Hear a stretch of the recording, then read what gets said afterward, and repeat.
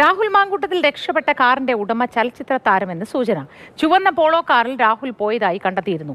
ഈ കാർ താരത്തിന്റെ ഉടമസ്ഥതയിൽ ഉള്ളത് എന്നാണ് വിവരം. അമൽ തേനംപറമ്പിൽ ചേരുന്നു വിശദാംശങ്ങളുമായി. അമൽ, ഗുഡ് മോർണിംഗ്. താരത്തിന്റെ വാഹനത്തിലാണ് യാത്ര ചെയ്തത്, കടന്നു കളഞ്ഞത് എന്നാണ് നമുക്ക് ലഭ്യമാകുന്ന ഒരു സൂചന. അങ്ങനെയെങ്കിൽ ഇത് ആരുടേത് എന്നത് സംബന്ധിച്ച് എന്തെങ്കിലും വിവരം പുറത്തു വന്നോ? നിർണായക വിവരങ്ങൾ പോലീസിന് ലഭ്യമായി എങ്കിൽ പിന്നെ തുടർ നടപടി എന്തായിരിക്കും?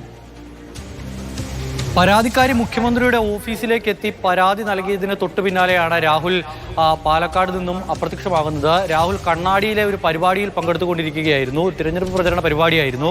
അവിടെ നിന്നും ഈ പരാതി ലഭിച്ചിട്ടുണ്ട്, മുഖ്യമന്ത്രിയുടെ ഓഫീസിൽ പരാതി എത്തിയിട്ടുണ്ട് എന്ന വാർത്ത വന്നതിന് പിന്നാലെ അവിടെ നിന്നും രാഹുൽ ഈ പരിപാടിയിൽ നിന്നും മടങ്ങി. എന്തായാലും അവിടെ നിന്നും രാഹുൽ മടങ്ങിയത് ഒരു ചുവന്ന പോളോ കാറിലാണ് എന്നുള്ള കാര്യം പോലീസ് നേരത്തെ തന്നെ കണ്ടെത്തിയിരുന്നു. ആ ചുവന്ന പോളോ കാർ ആരുടേത് എന്നുള്ള ചോദ്യമാണ് ഇപ്പോൾ പ്രധാനമായും ഉയർന്നു വരുന്നത്. അതൊരു സിനിമാ താരത്തിൻ്റെ കാറാണ്, രാഹുലിൻ്റെ സുഹൃത്തായ സിനിമാ താരത്തിൻ്റെ കാറാണ് എന്നുള്ളതാണ് ഇപ്പോൾ മനസ്സിലാകുന്നത്. രാഹുൽ അവിടെ നിന്നും ആ കാറിലാണ് മാറിയിട്ടുള്ളത്. ഈ പ്രചരണ പരിപാടി നടക്കുന്ന കണ്ണാടി എന്ന് പറയുന്ന സ്ഥലത്ത് നിന്നും രാഹുൽ മാറിയിരിക്കുന്നത് ആ കാറിലാണ്. പക്ഷേ പിന്നീട് ആ കാറിൽ തന്നെയാണോ രാഹുൽ തുടർന്ന് മറ്റെവിടേക്കെങ്കിലും സഞ്ചരിച്ചിട്ടുണ്ടെങ്കിൽ പോയിട്ടുണ്ടാകുക എന്നുള്ള കാര്യത്തിൽ ഒരു വ്യക്തതയും ഇതുവരെ ഉണ്ടായിട്ടില്ല. ഈ കണ്ണാടി എന്ന് പറയുന്ന സ്ഥലത്തെ CCTV ദൃശ്യങ്ങൾ വ്യാപകമായി തന്നെ പോലീസ് പരിശോധിച്ചിരുന്നു. അങ്ങനെ CCTV ദൃശ്യങ്ങൾ പരിശോധിക്കുമ്പോഴാണ് ഈ ചുവന്ന പോളോ കാറിൽ രാഹുൽ അവിടെ നിന്നും മടങ്ങുന്ന ദൃശ്യങ്ങൾ ഉള്ളത്. ആ കാറാണ്, ആ കാർ ഇപ്പോൾ ഒരു താരത്തിൻ്റേത് എന്നുള്ള അതാണ് ഇപ്പോൾ മനസ്സിലാക്കാൻ കഴിയുന്നത്. ആ കാറിൽ രാഹുൽ അവിടെ നിന്നും മടങ്ങിയിട്ടുണ്ട്. പിന്നീട് രാഹുൽ ഇവിടേക്ക് പോയി എന്നുള്ള കാര്യത്തിൽ പോലീസിന്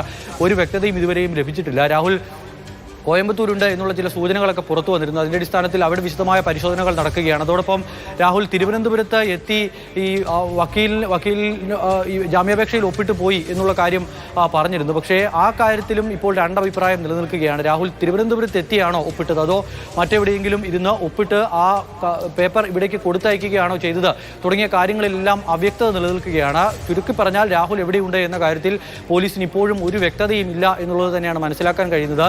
രാഹുൽ എവിടെയെന്ന് കണ്ടെത്താനുള്ള വ്യാപകമായ പരിശോധന പോലീസിന്റെ ഭാഗത്തു നിന്നും ഉണ്ടാകുന്നു. ഇന്നലെ പത്തനംതിട്ടയിലടക്കം ലഭ്യമാണ് താരത്തിന്റെ കാറിലാണ് കടന്നത്. അങ്ങനെയെങ്കിൽ അത് ഏത് കാറ്, ആ താരം ആരാണ് തുടങ്ങിയ കാര്യങ്ങൾ കണ്ടുപിടിക്കാൻ പോലീസിന് മറ്റാരെക്കാളും എളുപ്പമാണ്.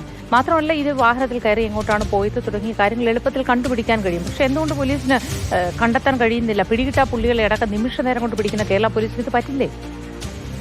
ഈ കാറിന്റെ ഉടമയാരെ എന്ന കാര്യത്തിൽ പോലീസിന് വ്യക്തമായി തന്നെയുള്ള വിവരമുണ്ട്. ആ വിവരം പോലീസ് പുറത്തേക്ക് നൽകാത്തതാണ്. ഒരുപക്ഷെ ഈ കേസന്വേഷണത്തെ അത് ബാധിക്കും എന്നുള്ള തരത്തിലായിരിക്കാം കൂടുതൽ വിവരങ്ങൾ പുറത്തേക്ക് വിടുന്നില്ല. എന്തായാലും ആ വിവരങ്ങൾ പോലീസ് ശേഖരിച്ചിട്ടുണ്ട്. അത് മൂത്തി പറഞ്ഞതുപോലെ വരുന്ന മണിക്കൂറുകൾക്ക് വിശദമായി നമുക്ക് അതുമായി ബന്ധപ്പെട്ട വിവരങ്ങൾ നൽകാം.